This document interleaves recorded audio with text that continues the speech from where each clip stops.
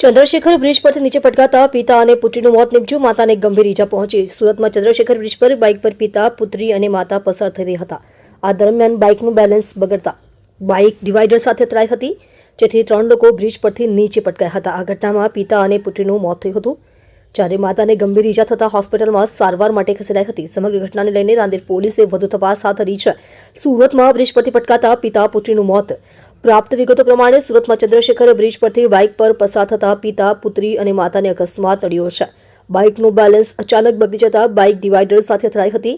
આ દરમિયાન 3 જણા બ્રિજ પરથી નીચે પટકાયા હતા. પિતા અને પુત્રીનું ઘટના સ્થળે જ મોત નીપજ્યું હતું, જ્યારે માતાને ઈજા થતા તેને સારવાર માટે ખસેડવામાં આવી હતી.